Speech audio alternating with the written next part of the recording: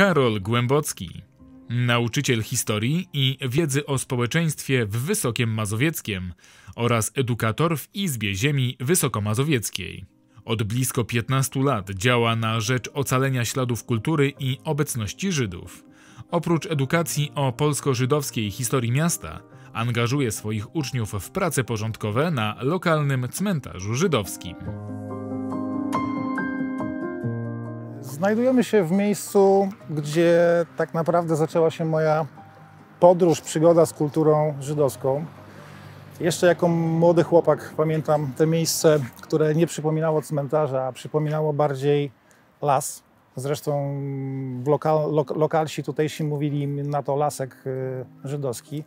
I już od małego chłopca spacerowałem po tym cmentarzu, fascynowała mnie ta cisza i dziwne napisy, których nie rozumiałem. I ponownie zainteresowałem się tym cmentarzem na studiach. Kiedy pisałem pracę magisterską o parafii katolickiej, znalazłem mnóstwo materiałów o Żydach.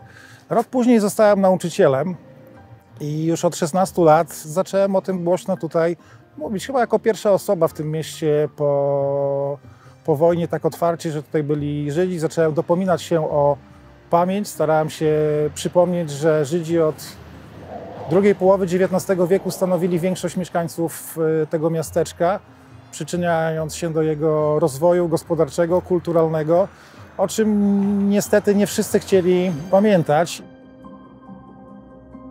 Ważną rzeczą to jest edukacja w szkole.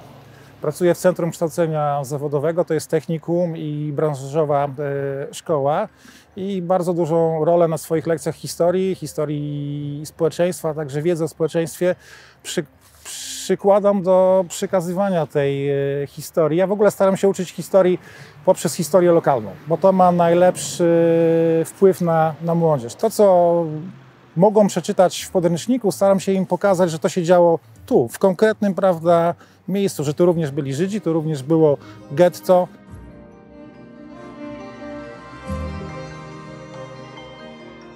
Jestem też przewodnikiem terenowym PTTK po województwie podlaskim, także staram się również oprowadzać zainteresowane osoby nie tylko po Wysokiem, ale także po całym województwie podlaskim, pokazując właśnie pozostałości tej kultury żydowskiej.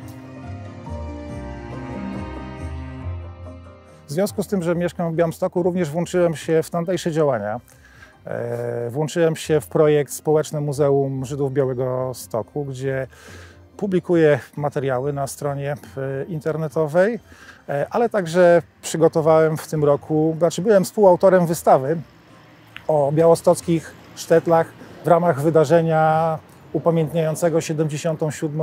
rocznicę w getcie warszawskim. Pamięć jest dla mnie bardzo ważna, ponieważ uważam, że tak naprawdę, nie wiem, czy pamięć jest pierwszą ojczyzną, czy drugą Żydów. To jest bardzo istotne, bo ofiarom Holokaustu, jak powiedział rabin Szudrich, odebrano życie 2 razy.